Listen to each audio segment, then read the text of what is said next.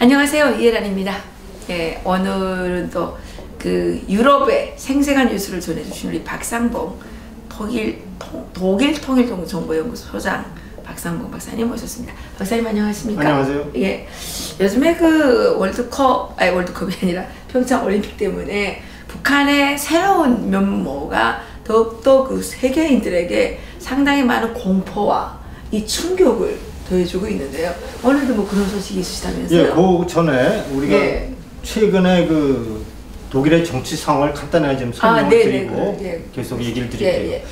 지난 9월 24일, 작년 9월 24일 날 독일의 선거가 있었지 않습니까? 메르켈 정부의 4기 내각 네 번째 연임을 결정하는 선거에서 메르켈 총리가 속해 있는 김인연이 1당을 차지했죠. 32% 정도로 해서 그동안에 이제 소위 자메이카 연정이라고 해서 김인연 그리고 녹색당 자민련 이 세 당, 그래서 이게 색으로 따지면 김연이 검정색, 녹색당이 녹색, 그리고 자민당이 노란색이에요. 그래서 이것을 자메이카 연정이라고 해요. 그래서 자메이카 연정을 통해서 이제 50%를 넘게 되면 이제 정부가 구성이 되는데 이 자메이카 연정 협상이 결렬됐어요. 그래갖고 이제 그동안에 해왔던 대연정이라고 그러죠. 양당, 큰 양당이 서로 연정, 3인당과의 연정 협상이 최근 추진되고 있는데 그것이 지난달에 그러니까 2월 7일 날 3인당과의 대연정이 타결이 됐어요. 그래서 이제 3인당이 많은 걸 양보했죠. 중요한 자리들, 그러니까 재무장관, 외무장관, 법무장관, 제일 중요한 거 이런 장관, 사회부 장관 이런 자리를 3인당에 이제 주면서 대연정이 이제 타결이 됐어요. 이제 남은 과제는 45만 명에 달하는 3인당원들의 투표를 통해서 이게 확정이 돼야 되거든요. 근데 이것이 이제 3월 4일인까지 확정이 됩니다. 근데 45만 명의 3인당원들이 지금 이 연정 협상에 절대적으로 좀 동의하는 것이 아니에요. 그래서 아직도 3월 4일 날 결정이 이제 그동안에 이제 김인연하고 3인당과의 대연정 협상 타결이 3월 4일에 3인당원들이 반대를 하면 선거는 다시 치러야 됩니다. 무효가 되고 재선거가 실시되는 그러한 상황이 있고, 그래서 지금은 현재 3인당이 총력을 통해서 지도부가 3인당원들에게 대연정의 필요성을 적극 홍보하는 과정입니다. 그래서 우리가 3월 4일 날 보면 이제 메르켈 정부가 4기 내각을 구성해서 갈 수 있느냐 아니면 재선거를 치를 수 있냐 하는 상황이 오늘날의 독일의 정치적 상황이라는 걸 좀 알려드리고요. 아까 이제 응원당과 관련돼서 포커스라고 하는 한번 보시죠. 네. 독일의 포커스라는 이제 양대 잡지 중에 하나입니다. 슈피겔지하고 포커스지가 이제 양대 잡지인데 슈피겔이 아니라 포커스에 실린 겁니다. 카타리나 비트가 누구죠? 피겨 여왕이죠. 1984년과 1988년 두 번의 동계올림픽에서 금메달을 딴 피겨 여왕입니다. 동독 출신이고 바로 이러한 공로로 인해서 당시에 호네카 정부가 스포츠 영웅상을 수상했던 분이 이제 카타리나 비트예요. 근데 카타리나 비트가 그 이후에 뭐 사업가로도 변신했다가 최근에는 방송 활동을 열심히 합니다. 그렇군요. 그래서 독일의 최고의 독일 제1공영방송의 해설자로 지금 평창에 와 있어요. 그 평창에 와 있는데 북한의 치어리더를 보고 본인이 이렇게 얘기한 겁니다. 로봇처럼 철저히 각본에 따라 움직인다. 공포를 느낀다. 동독 출신이 이렇게 공포를 느끼면 어떡합니까? 이거? 그 동독 출신 본인도 스포츠의 영웅으로서 동독 정권의 선전성동으로 열심히 일했던 과거를 돌아보며 이렇게 얘기를 한 거죠. 그래서 카타리나 비트는 또 4년 전 소치 올림픽 있지 않습니까? 그때 김연아가 2등을 했거든요. 근데 방송에 나와서 아주 철저하게 IOC를 비판했어요. 이건 장난이다 말이야. 내가 보기엔 김연아가 1등인데 왜 러시아 선수 이름을 잊어버렸습니다만 런수에게 금메달을 주는 거는 이해를 못하겠다 하고 신랄하게 러시아 정부하고 예. 심판지를 비판했던 카테리나 비트가 평창에 와서 이렇게 얘기한 겁니다. 이건 이제 Das ist schon sehr mechanisch bei einem Roboter, es ist extrem durch choreografiert. 무슨 얘기냐면 그들은 마치 로봇처럼 동작을 하는데 그것이 아주 철저히 각본에 짜인 그러한 동작이었다. 예. 그리고 이런 걸 보고 내가 공포감을 느낀다라는 보도가 오늘 아주 새롭게 나오는 아주 뜨끈뜨끈한 보도라고 볼 수 있습니다. 아, 그렇군요. 동독 출신이 공포를 느낄 정도였는데 우리 대한민국의 대통령께서는 어떤 그 느낌을 받으셨을까요? 지금 전국이 많은 분들이 최근에 통화를 했는데 곡소리가 들린다는 얘기를 많이 합니다. 곡소리가 들린다는 얘기를 많이 해요? 네, 사업하시는 분들이. 어디? 한국에?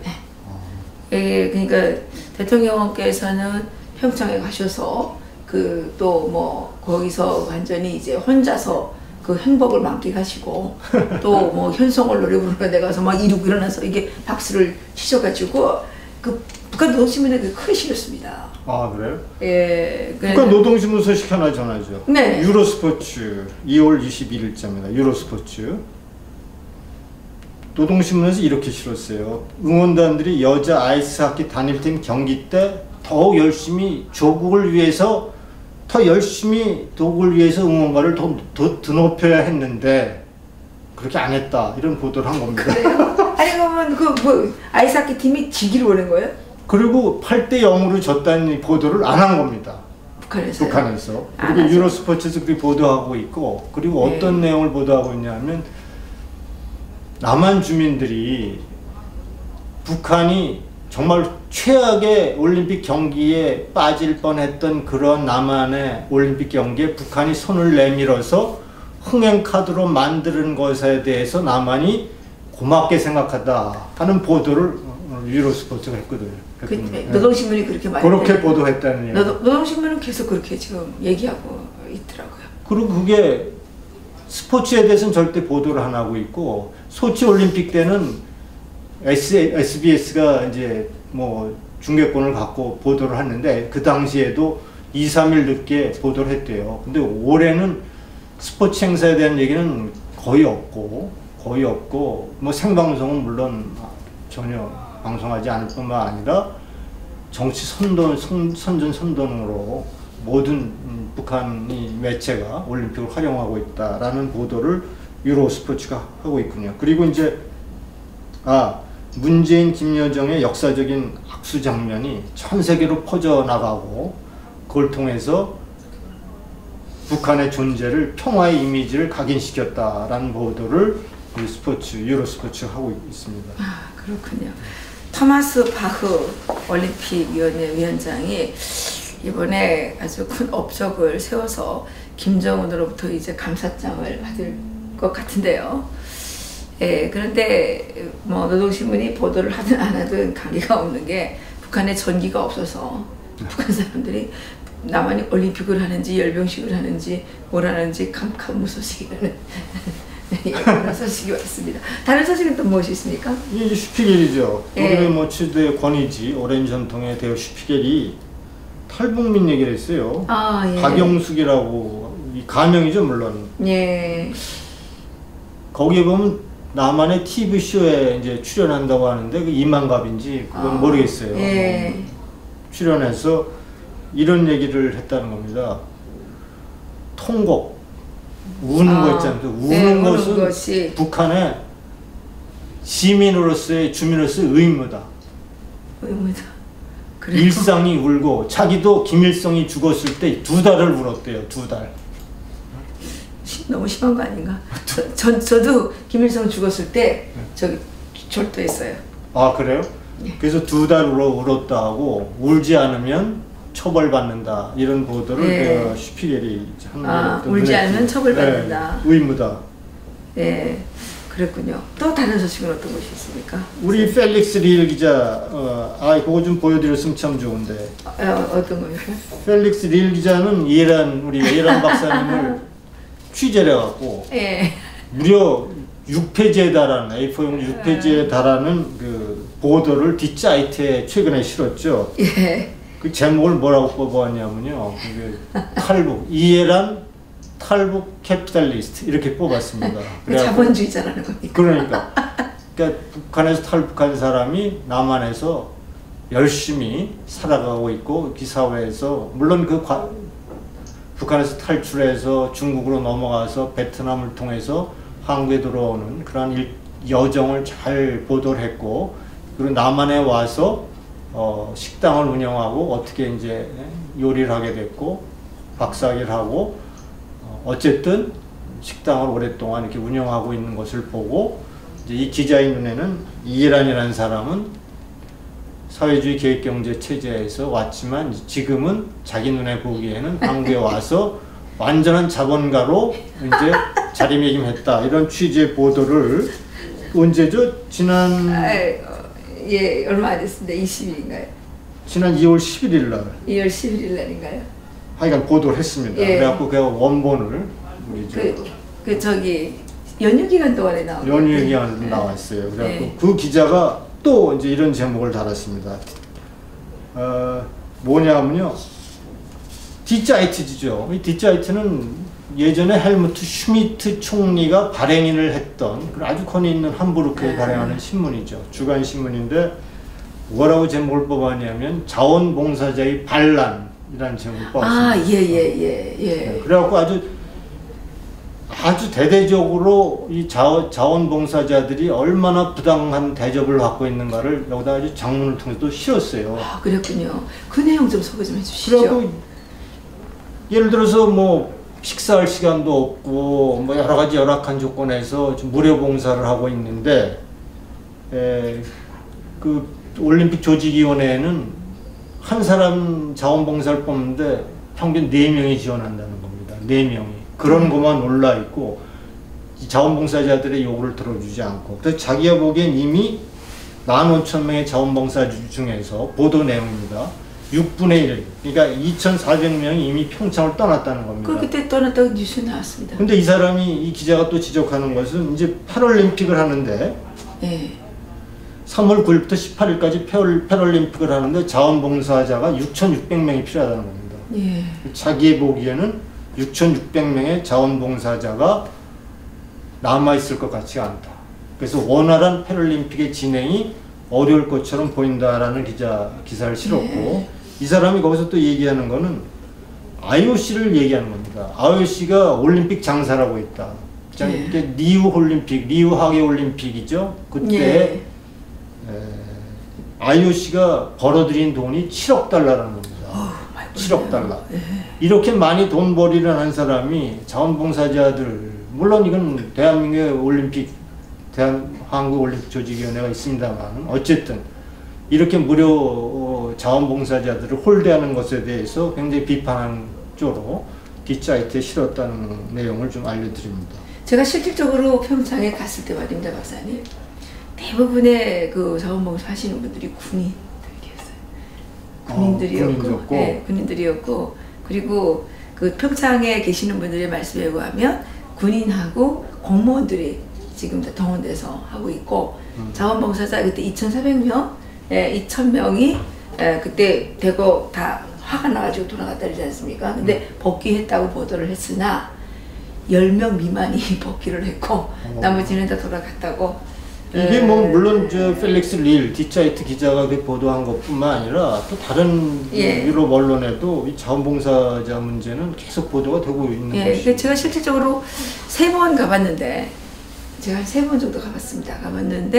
가보니까 그 대부분의 사람들이 다 군인들이었습니다. 젊은 그 군인 티가 다 나고 옷만 이제 바꿔 입혔는데 군인들이었고요. 그래요? 그래서 지금 우리나라가 북한하고 똑같다는 생각을 제가 했습니다. 북한이 이제 그런 행사할 때 다 군인들 동원시키잖아요. 그래서 여기가 북한. 우리가 좀 더 국제사회의 인정을 받는 그런 좀 대한민국이 되려면 좀 이런 면에서도 좀 아주 면밀하게 잘 그래야죠. 좀 계획을 잘 짜서 이제 추진해야 된다는 생각이 들고요. 예. 또 지난 주말인가요? 미넨에서 미넨 안보회가 있지 않습니까? 근데 거기에 이제 그 나토의 사무총장 슈톨텐베르크가 무슨 얘기를 했냐면요. 평양에서 뮌헨이 평양에서 워싱턴보다 가깝다. 네. 이렇게 얘기를 한 겁니다.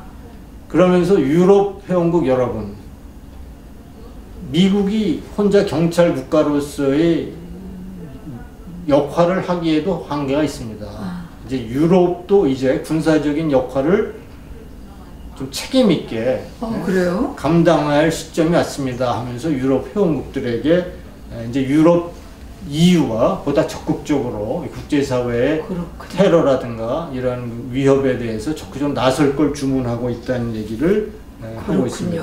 예.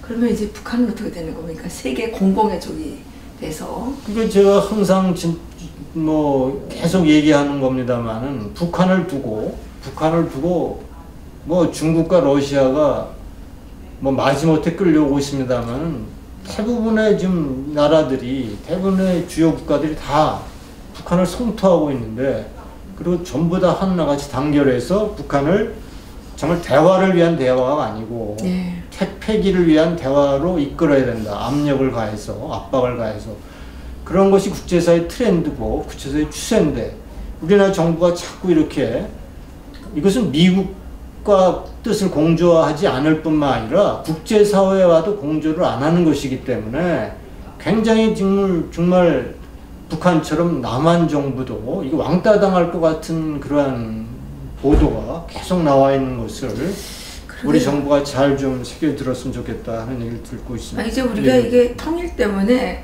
북한을 그동안 많이 걱정을 했었는데 이거 이제 북한을 걱정할 처지가 아니라 지금 당장 발등에 불이 떨어진 겁니다. 한국이 이게 망할 날이 멀다는 거예요. 그래서 하여간 유럽에서도 이렇게 북한 핵 문제에 대한 그동안 쭉 제가 설명드렸던 바와 같이 얼마나 많은 보도가 유럽에서 나오고 있는지 그걸 좀 알았으면 좋겠고요. 그 다음에 지난번에 호주의 하워드 씨라는 사람이 응원단의 앞에서 김정일 가짜 김정일 모습을 하고 나왔지 않습니까? 근데 그 보도를 했어요. 라인하트 칼츠라고 하는 지역의 온라인 신문인데 이것도 좀 창피한 겁니다. 어쨌든 나와서 근데 이 하워드는 이거 어떻게 보면 정치를 풍자를 이렇게 즐기는 사람이에요. 악의가 있고 그런 사람이 아니고 그래서 자기는 그냥 김정은의 모습을 하고 딱 나타나서 그냥 깜짝 놀래 죽으려고 그랬는데 막 거기서 막 경찰을 부르고 사람들이 이러고 자기가 경찰 불러와서 자기가 쫓겨 나갔는데 자기가 조인트를 까졌다는 겁니다. 왜 그런지 그 폭력을 자기가 이렇게 당할 만한 이유가 없는데 그러니까요. 폭력을 당해서 끌려 나가고 더 이상 입장하지 못했다는 얘기를 이 사람은 한국말도 모르는데요. 자기는 호주에서 태어나고 지금 홍콩에 싱가포르인가요? 싱가포르인가? 홍콩에 살고 있다고 하더라고요. 네, 홍콩에 살고 있는 거. 홍콩에서. 알고 있습니다. 한국말도 모르고 자기는 그렇게 개막식장에 자기가 김정은 모습을 하고 나타내고 또 트럼프 모습을 한 사람이 또 나타났대요. 그래서 같이 손잡고 즐겼다고 그러더라고요. 자기 그런 순수한 의도에서 했는데 왜 자기가 정광회를 까이고 말이지 쫓겨나갖고 다시 들어가지도 못하고 했는지 참 의심스럽다라는 보도를 했군요. 네, 그렇군요. 우리나라 지금 이 정부가 문제 많습니다. 김정은 대변인이에요. 경호원이자 대변인이자 완전히 이 무슨 북한 애들보다 더 충성하는 것 같아요. 또 뉴스가 있습니다. 이게 이제 포커스, 아까 얘기했던 포커스. 아주 중요한 독일의 주간지죠. 제가 그대로 한번 읽어볼게요. 김여정이 외교적 기만 전술을 위해 남한을 방문했다. 그 안에 숨겨진 기회를 북한은 잡으려고 노력하고 있다. 하나는 대한민국으로부터 주요 동맹국을 분리시키는 거고, 또 하나는 미국에 대해서 나는 이렇게 평화스럽다라고 도덕적인 방어막을 치는 것이다 이렇게 보도하고 있습니다. 네. 그러면서 북한은 이렇게 남한 대통령, 그러니까 좌파 성향의 남한 대통령을 철저히 이용하고 있다라는 보도를. 좌파 성향이라고 썼습니까? 그럼요, 좌파 성향이죠. 그래요. 예. 좌파 성향의 남한 그러니까 지금 대통령. 국제적으로 지금 문재인 대통령이 좌파 성향. 그럼요. 심하게 얘기하면 공산주의자. 그럼요. 이렇게 지금. 근데 좌파라고 해서 꼭 공산주의자라고 뭐 거기서 얘기하는 건 아니에요. 거기서도 이제 네. 뭐 3인당은 좌파 예. 성향이라고 거기에 좌파 성향의 의미는 꼭 공산주의라는 의미는 아닌데 그 혹시 공산주의자라고 분류하는 언론은 없습니까? 그렇게 분류하는 거는 이제 지금 아직까지 없고. 예. 근데 우리는 어쨌든 독일은 통일을 이뤘고 우리는 분단국이 아닙니까? 분단국은 마치 이런 운명을 갖고 있죠. 분단국 내에서 분단국인 남한 내에서 좌파 성향 또는 좌파, 진보 좌파라고 한다면 그것이 북한과고 연결될 가능성이 굉장히 크죠. 연결되면 공산주의가 되는 거 아닙니까? 그렇기 때문에 이 분단국은 굉장히 그런 의미에서 좌파 성향이라고 하는 것은 굉장히 좀 부담스럽고 그것이 위험한 것을 우리가 알 수 있죠. 예. 또 뭐 이제 없으십니까? 이 푸리어 이게 인터내셔널 독일에, 오스트리아에. 오스트리아에. 북한이 유엔의 분단금을 납부하지 않았고. 안 납부했다 그러더라고요. 그래갖고 이게 12만 1,500달러예요. 12만 1,500. 많지는 않네요. 98,700유로. 예. 분단국을 갚지 못해서 회원국의 투표권을 박탈한다고 그러니까 북한이 뭐라고 그랬냐면 북한이 나는 내려고 그랬는데 국제사회가 금융제재를 다 가해갖고 그래서 은행을 이용해서 그러니까 북한의 유일한 외환은행을 통해서 대금을 지불하려고 그랬더니 결제를 할 수 없다. 이렇게 핑계를 냈다는. 핑계를 대네요. 예. 그렇게 얘기를 하네요. 예, 그랬네요. 근데 그거만 받을 때 풀었으면 되겠네.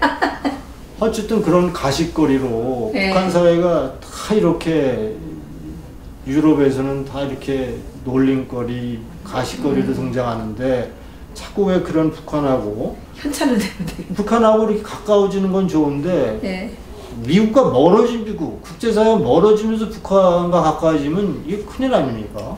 그렇죠. 지금 언제든지 한미 동맹 또 한미일 동맹의 바탕에 하에서 북한하고 대북 접근을 하든지 해야 그것이 국제사회의 탄탄한 지지를 받을 텐데 여기는 멀어지고 북한과 가까워진다면 국제사회가 어떤 인식을 갖느냐가 문제죠. 대한민국에 대해서. 북한이 말인데 박사님, 경제가 망할 때, 북한 경제가 망할 때 망하는 이유를 뭐라고 설명했냐면 사회주의 시장이 다 없어져서 망했다 이랬거든요. 네. 그런데 지금 한국이 국제 시장에서 다 멀어지게 되면 유럽, 미국 이게 다 자유경제 시장 아닙니까? 그렇죠. 여기서 다 멀어지게 되면 지금 한 명 남아 있잖아요. 저기 사회주의 시장. 북한하고만 계속 가까워지게 되면 그 경제가 망하는 거죠. 사람들이 그걸 생각해야 되는 거 아니에요? 그렇죠. 크다고 하는 중국도 미국의 경제제를 굉장히 두려워하지 않습니까? 그 사회주의 시장 없으니까. 그렇게 대규모의 중국도 발발 떠는 미국인데 근데 왜 우리나라는 6.25 때 우리 동맹국이고 그동안 대한민국의 안보를 지켜왔던 한미 동맹을 이렇게 뒤에서 배신하는 모습으로 비춰진다고 하면 어떻게 우리가 감당할 수 있을지 그게 큰 걱정거리죠. 박사님, 배신 정도가 아니라 지금 그 문재인 대통령이 뭐라 그랬어요? WTO에 뭐 결연히 맞서 제소에서 결연히 맞서 싸우겠다. 예, 난 하룻강아지 법무사인 줄 모른다더니 이 지금 김정은만 바라보는, 김정은만 믿고 있는 이 정부가 정말 하룻강아지 같이 느껴지네요. 세상 무슨 모르고 지금 트럼프하고 싸워가지고 어떻게 하게 된 거예요? 근데 뭐 트럼프하고 싸워서 이길 수가 없을 텐데 자꾸 이런 식으로 자꾸 정말 이게 대한민국. 근데 이길 자신이 있을지도 모르잖아요. 그러니까 지금. 모르죠. 나는 결연히 싸우겠다는 게 제일 웃기더라고. 결연히 싸우. 아니 그 중국이 사드바오 할 때는 왜 찍소리도 못 하고 있었어요? 그렇게 결연히 잘 싸우면서. 그러니까 중국은 미국에 비하면 중국은 또 하룻강아지인데. 근데 중국을 결연히 싸워야 이길 수 있죠. 중국은 결연히 안 싸우고. 중국은 그냥 찍소리 안 하고 미국에 대해서 산더미나 거인 앞에서 결연히 싸운다 그러면 어떻게 됩니까? 그 댓글들이 너무 재밌는 거 같습니까? 댓글이 3천 몇 개가 달렸는데 다 문재인 대통령을 욕하는 거예요. 유엔 대북 제재로 제소하자 이렇게 얘기하는 사람이 있고, 네가 뭔데 역결연히 싸우냐. 김정은하고는 결연히 안 싸우나요? 아니 중국에는 찍소리도 못하다가 왜 트럼프한테만 결연히 싸운다 그러냐. 경제가 무너지면 어떻게 할 거냐. 그러니까 뭐 경제가 무너지면 이게 1986년도에 유명한 건 있잖아요. 80년대 일본 경제가 정말 뭐 하늘을 날랐죠. 그러니까 미국이라는 것이 위태할 정도로. 내가 80년대에 유럽 독일에 있었는데 80년대 독일의 이제 정치 경제학의 트렌드가 뭐냐 하면 일본을 배우자 이런 얘기했어요. 일본은 이제 미국을 능가할 수 있을 정도의 어떤 뭐 노동의 어떤 형태, 그러한 체제, 그러한 아주 그 유리한 경쟁력을 확보할 수 있는 유리한 일본 경제 나름의 유리한 걸 갖고 있다. 모두가 다 유럽을 배우자 할 정도로 미국 경제를 앞서갈 정도의 위협을 가진 나라가 일본이었었거든요. 근데 86년도에 그때 뭐 프라자 합의가 협의 통해서 일본의 이제 그 환율을 딱 해서 환율을 고환율로 딱 만들어 놨죠. 일본 강세로. 그러고 나서 일본이 20년 동안 경기 침체, 제가 한 5, 6년도 된 것 같아요.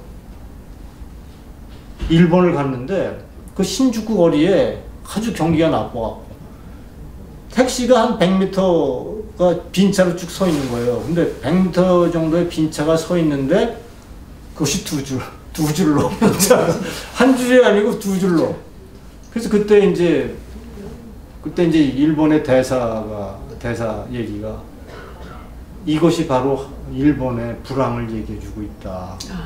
그렇게 하고 일본 경제가 정말 엄청나게 혼줄이 났죠. 오늘날 아베노믹스가 다시 살아나는 게 뭡니까? 결국은 미국을 붙잡고 친미해가지고 그러는 거죠. 함께 형님 해야 일본 경제가 안심할 정도의 이제 경제를 지탱할 수 있다. 이런 취지의 것을 우리가 일본을 통해서 볼 수 있거든요.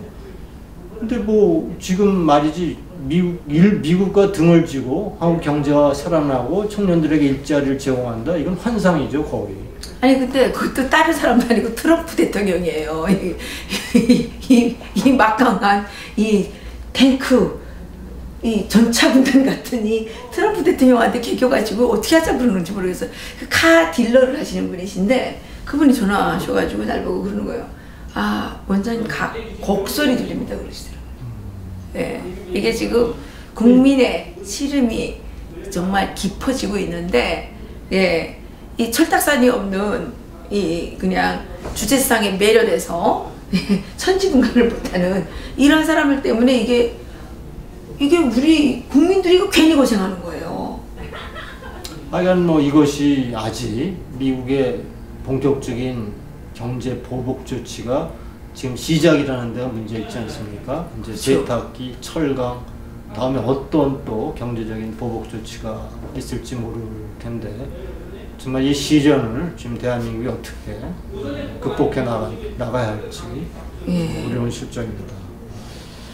마지막으로 제가 한 가지만 드리면 이건 비즈니스 인사이더 도이칠란드입니다. 비즈니스 인사이더 도이칠란드.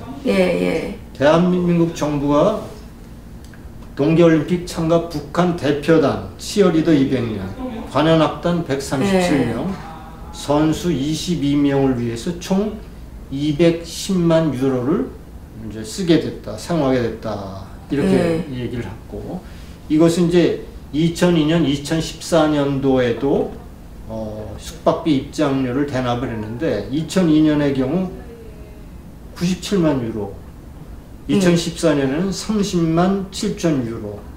그러니까 지금 3배 더 많이 쓴 겁니까?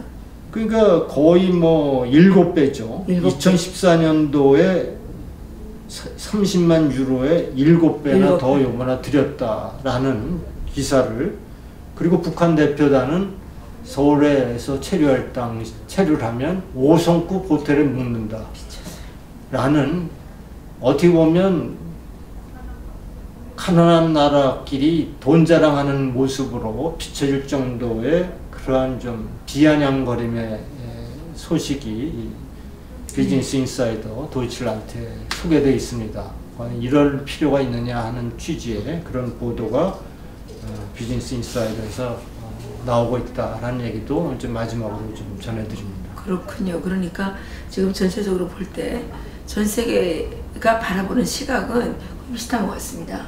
한국은 국격이 추락하고 있고 지금 경제 위기를 눈앞에 두고 있고 국제사회에서 왕따로 전락하고 있고 이렇다는 느낌이 팍팍 드는데, 그렇죠. 이게 우리 이해란 TV를 통해서 이거 보시는 분들은 이 국제사회의 이러한 분위기를 주변 사람들한테 목숨 걸고 전하십시오. 그래서 저희가 스스로 이 문재인 정권을 정리하지 않으면 누가 정리해 줄 사람이 없습니다. 많은 사람들이 미국의 트럼프 대통령이 뭔가 어떻게 해줄 거라고 생각하는데 트럼프 대통령이 어떻게 해줍니까? 이게 선거를 뽑았는데 말입니다. 김정은이는 우리가 트럼프 대통령한테 부탁할 수 있을지 모르지만 문재인 대통령은 트럼프 대통령한테 부탁해가지고 되는 게 아닙니다. 여러분들이 문재인 대통령을 지지했다면 손목을 잘라버리고 싶다는 심정으로 문재인 대통령의 이 정권이 더 이상 이상한 길을 가지 못하도록 여러분들이 견제해야 되는 것입니다. 네. 박사님, 그렇죠? 네. 박사님 이 유럽 뉴스를 통해서 더욱더 우리가 위기 중에 위기라는, 늘 제가 말씀드립니다. 이것이 한국의 지금 대북 정책이 미국과만 틀어지는 것이 아니고 미국과의 공조가 흔들리는 것이 아니고 평창올림픽에 대한 국제사회 시각이 전부 다 북한의 선전장으로 전락했다는 우려 섞인 목소리가 나온다는 사실, 유럽에서도 이렇게 보도되는 것이 주류다 하는 것들을 좀 잘 인식하셔서 정말 한미 공조가 완전히 끊기기 전에 우리가 이렇게 바로잡을 수 있는 노력을 좀 할 수 있도록 여러분도 많은 성원을 해주시기 바랍니다. 아유, 박사님, 또 이렇게 중요한 소식 또 이렇게 전해주셔서 너무 감사드립니다. 감사합니다. 고맙습니다. 고맙습니다. 네, 감사합니다.